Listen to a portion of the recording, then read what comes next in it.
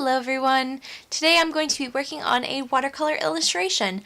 I know that my watercolor videos are not that popular, but I'm already making this piece anyways, so I figured I might as well film it.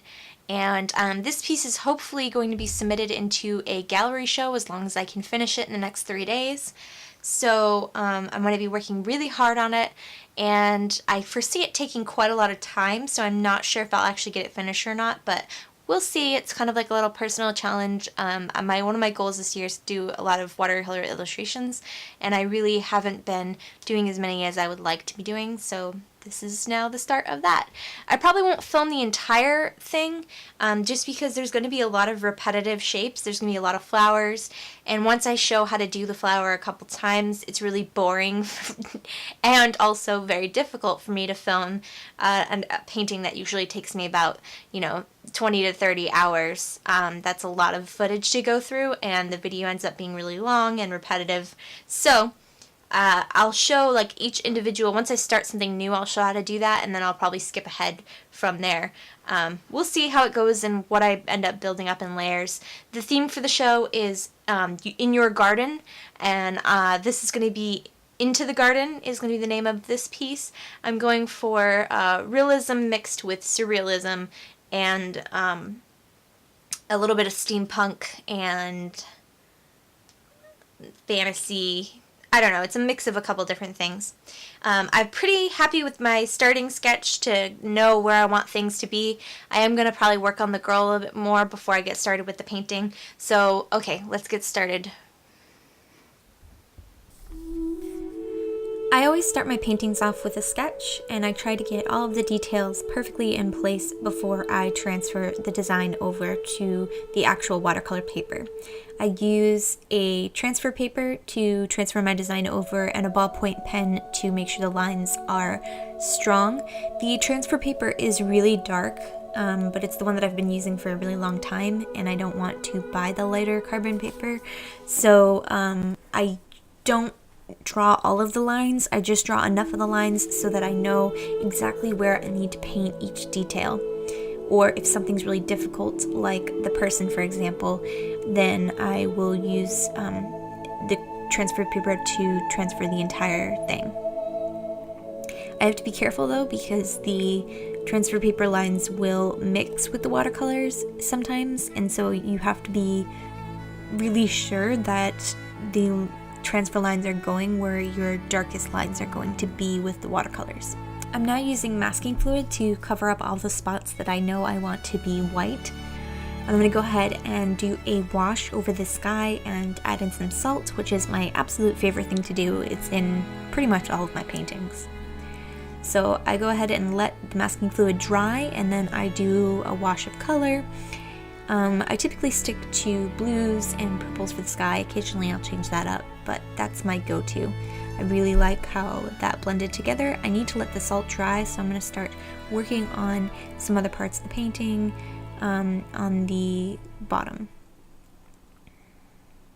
When I'm working with watercolors, I basically try to stick to what needs to be done first, putting in washes of color, but I am me and I love details and I get distracted easily, so of course I get distracted from doing the washes and I want to go ahead and start doing details on the flowers because that's what I really enjoy to do. So I'm looking at references. All of the flowers in this painting are actual real flowers. I just kind of exaggerated their size and a little bit of their shape.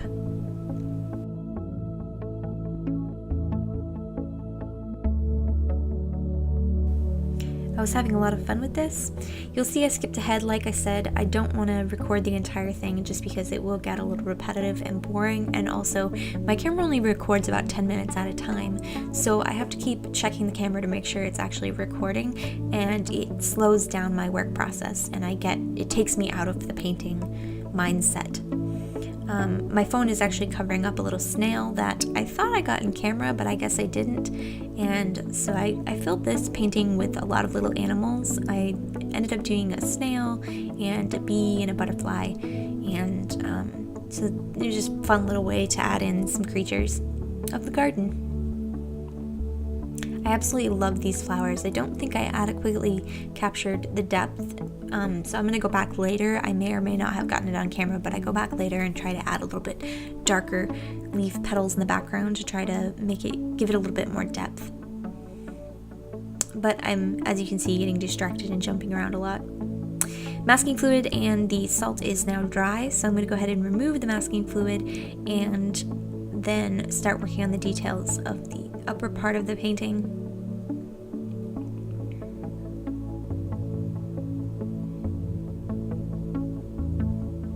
I was hoping that the masking fluid would actually dry a little bit thinner. Some of the lines were really thick and I didn't want those thick white lines, so I went ahead and started kind of thinning them out, and I'll thin them out even more later in the painting process. These trees are probably the only thing that I really don't like about this painting, the little round trees. Those are supposed to be like clover bud tops, and I really don't like the way they turned out. But the mountains I love, and I'm pretty happy with the rest of everything else. I started doing a little bit of veggies, so those are actually lettuce heads in the background. I'm starting to get towards the end of the night. I've been painting for a couple of hours and I'm getting tired, so this is when I'm going to go ahead and take a break.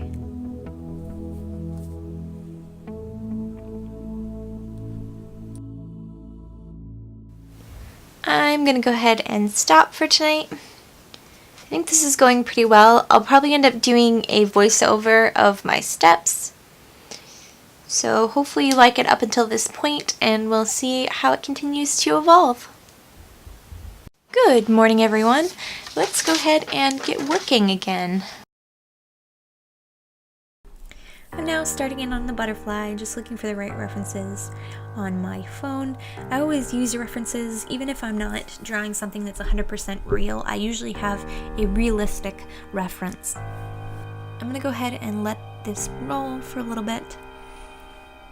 I just keep building up the layers until I am happy with it. And so that's going to take a really long time, and it's a very time-consuming process. This day I actually worked, I think, a total of 17 hours on the painting. I took a couple of breaks to eat, but for the most part I was just focused all day on getting this painting finished for the gallery reception. If you do enjoy this video, please let me know in the comments below. I don't post a lot of my watercolor videos anymore because not many people seem to like them, but they are fun for me to make, and it's fun to show my process when I'm working, and I like looking back on it myself later because sometimes I forget the different stages I went through with each painting. I do mention, usually in every single video, that I have that time when I think the painting's ugly. It goes through an ugly phase and you just kind of have to push through it and keep working, and so sometimes seeing that on camera is really interesting, how if a problem arises, how I solve it, because sometimes in the moment I kind of just get lost in the painting and I don't even realize that there's a problem. I'm just constantly fixing something.